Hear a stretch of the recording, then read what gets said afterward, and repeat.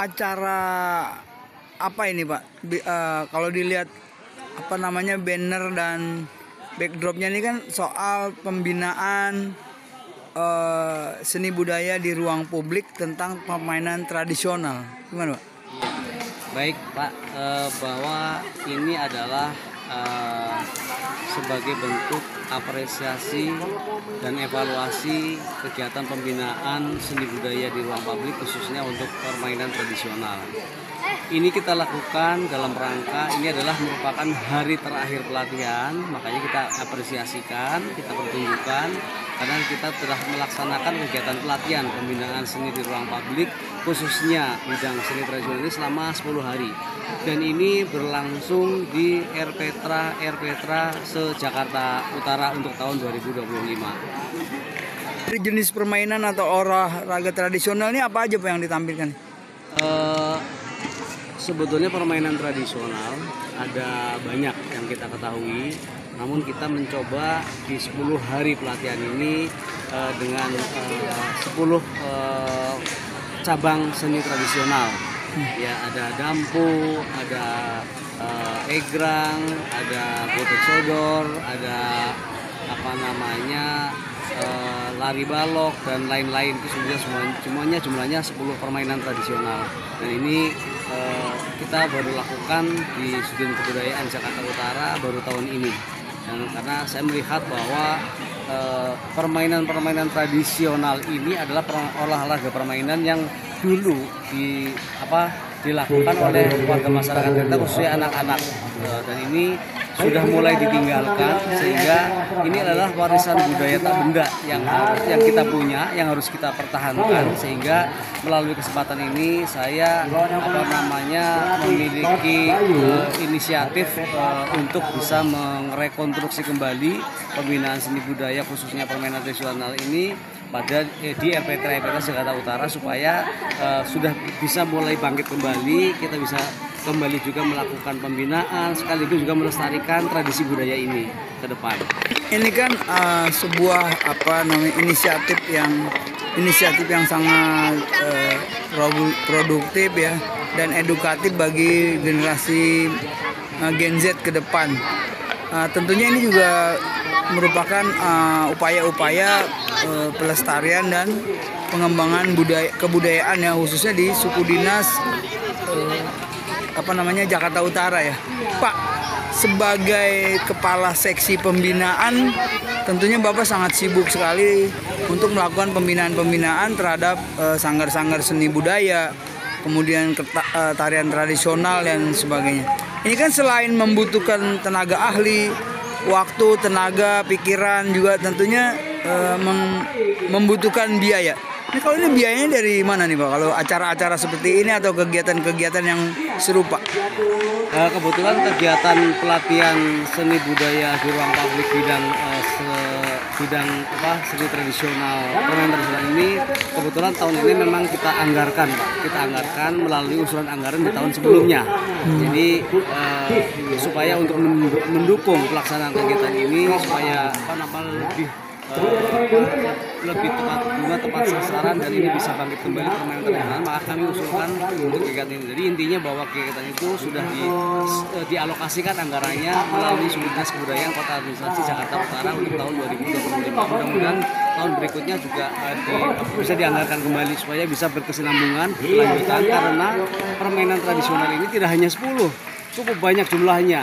Oleh karena itu secara bertahap kami usulkan mudah-mudahan setiap tahun kita bisa melaksanakan itu sehingga semua permainan tradisional yang dulu ada dapat kita angkat kembali dan kita tanamkan lagi kepada para generasi muda kita supaya mengenal lebih jauh, sekaligus untuk juga mengenal nilai-nilai budaya, tradisi permainan tradisional serta nilai-nilai budaya lainnya.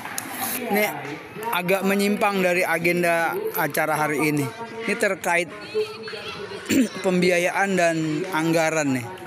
Apa pandangan Pak Puji terhadap peristiwa yang saat ini menimpa Dinas Kebudayaan yang sudah berproses di Kejaksaan Tinggi DKI Jakarta, Mas?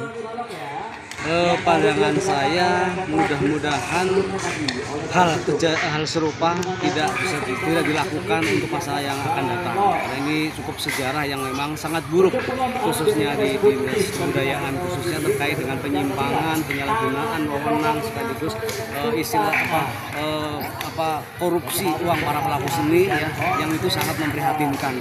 Bayangkan pelaku seni dengan kondisi yang memang pelaku seni yang dengan kehidupan yang sangat hanya memiliki peran penting ingin mengembangkan melestarikan budaya, namun ketika dialokasikan oleh pemerintah tidak sampai kepada yang bersangkutan. Ini sangat miris dan mudah-mudahan ini tidak terjadi kembali dan para pelaku seni ke depan dapat menikmati biaya-biaya pelestarian, pembinaan, pengembangan seni budayanya secara lebih baik lagi, sehingga kebudayaan seni budaya di kota Jakarta ini dapat berkembang pesat dan dapat terlestarikan dengan sempurna.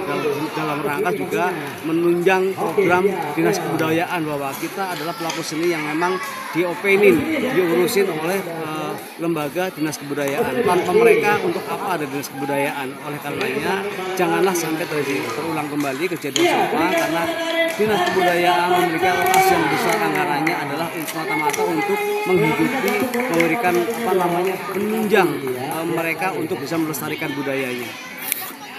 Pak, ini kan terkait dengan kasus dugaan korupsi di Dinas Kebudayaan DKI Jakarta, sudah ditangkap dan ditahan kepala dinasnya, kemudian ketua bidang pemanfaatan, dan salah satu pengusaha event organizer. Nah, apa tanggapan Bapak terkait kinerja Kejati telah dan atau baru menangkap 3 orang tersebut? Tentu saya mengucapkan apresiasi yang setinggi-tingginya dan penghargaan yang setinggi-tingginya juga kepada penegak hukum, khususnya Kejati, yang telah melaksanakan penanganan kasus korupsi, kasus penyalahgunaan dan pencucian uang di Dinas Kebudayaan. Mudah-mudahan para penegak hukum, khususnya Kejati ini, bisa melaksanakan tugas sesuai dengan tanggung jawabnya dan sesuai dengan apa yang menjadi tugas pokoknya. Sekaligus juga harapan kami semoga para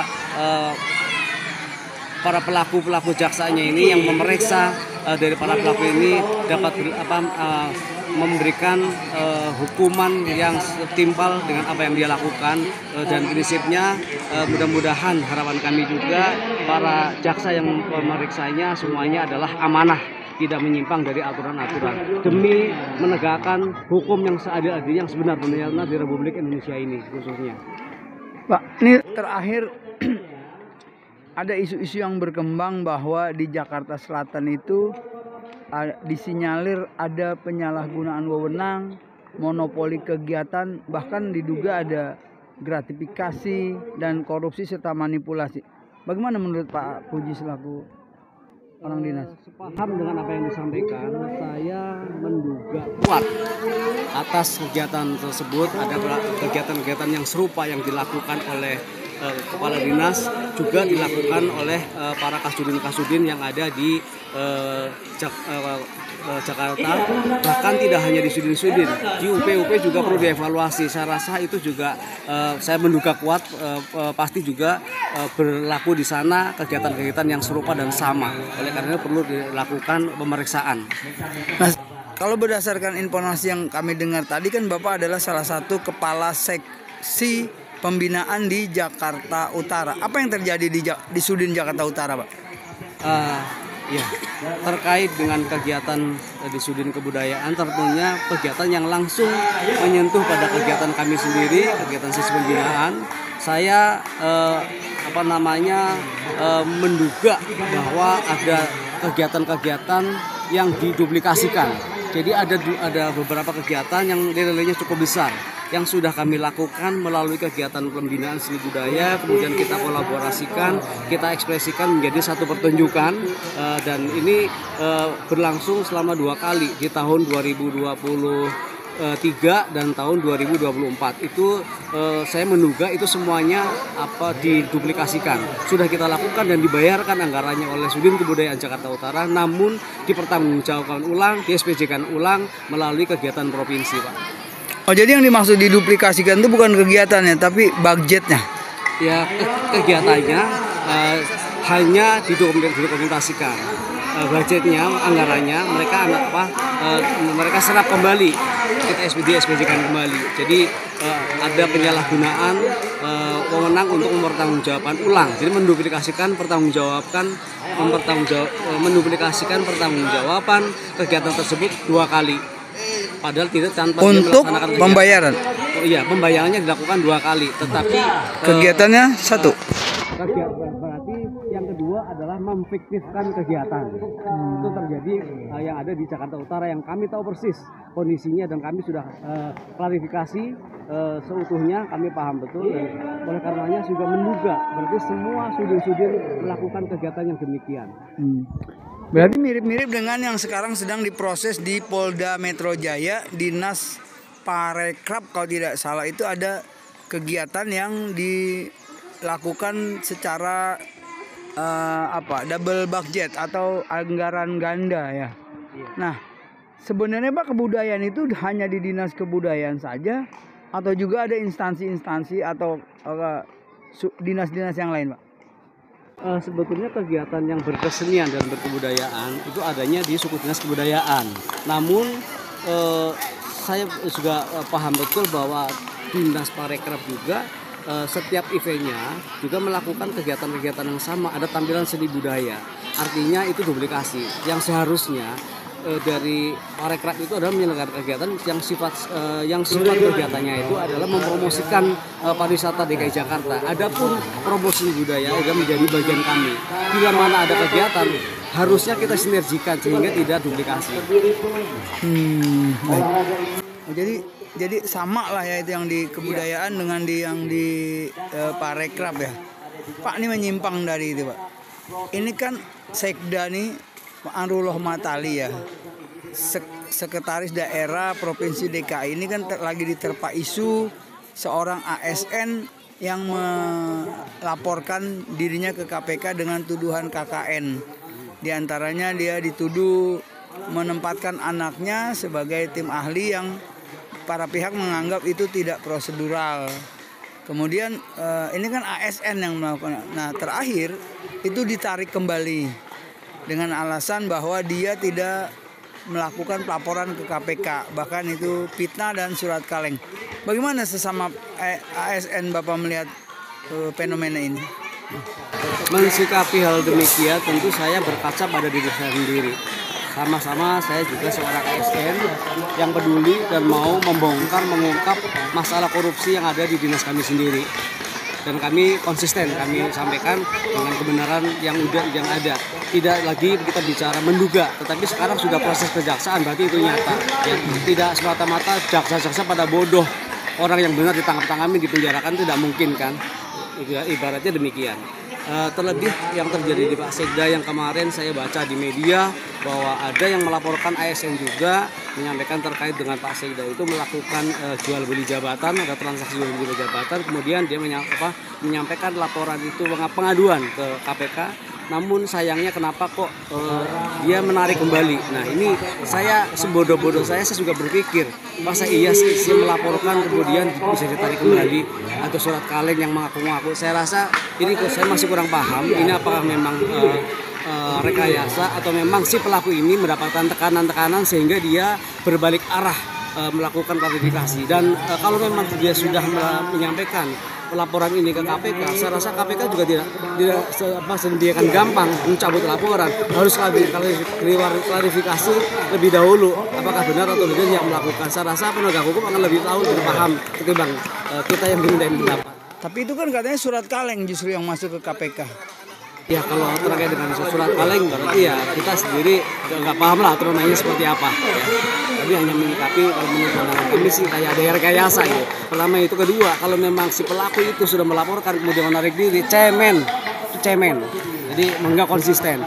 Jadi apa harapan Bapak kepada ASN di DKI khususnya dan seluruh Indonesia pada umumnya untuk dalam penegakan pencegahan korupsi? Ya, saya berharap demi kelangsungan anggaran kompetitif anggaran pemerintah yang ada di Indonesia khususnya, paling tidak selain saya menyampaikan demikian, barangkali muncullah ASN-ASN yang lain yang bisa mempunyai keinginan, punya niat yang sama dengan saya. Bahkan kalau saya boleh berharap ada di masing-masing SKPD di seluruh Indonesia ada orang seperti saya, sehingga sekaligus bisa mengawasi kegiatan-kegiatan yang secara internal di lingkungan SKPD-nya. Atau memang kalau mau dibentuk lembaga anti korupsi, berikan tenaga-tenaga itu ada yang mengawasi langsung di semua SKPD yang ada di Indonesia. Baru semua pekerjaan kegiatan tidak bisa diselewengkan dan anggaran itu maksimal untuk kepentingan rakyat itu, dan mungkin insya Allah juga kalau itu dilakukan rakyat kita akan makmur. Terima kasih Pak. Terakhir nih Pak, apa harapan Bapak hukuman terhadap para koruptor? Harapan saya kita mengacu kepada harapan dari Pak Presiden kita, Bapak Prabowo Subianto. Mungkin saya baru dengar ada presiden di Indonesia yang konsentrasi terhadap pemberantasan korupsi sampai dengan akar-akarnya. Oleh karenanya harapan saya mudah-mudahan apa yang sudah dilakukan oleh mereka, oleh Pak Presiden kita, masyarakat secara utuhnya mendukung. Dan untuk para pelaku yang sudah tertangkap, berikan hukum seberat-beratnya. Saya melihat seperti ini Pak, ada pencuri ayam harganya paling mahal 200.000, ya kan? Itu kalau sudah terjerat hukum, dia bisa 6 bulan. Ya kan? Kalau yang sekarang dilakukan oleh koruptor dari kebudayaan ini nilainya ratusan miliar. Kalau ratusan miliar dibagi 200 dikalikan 6 bulan, mungkin seumur hidup juga nggak akan tertutup, ya minimal seumur hidup.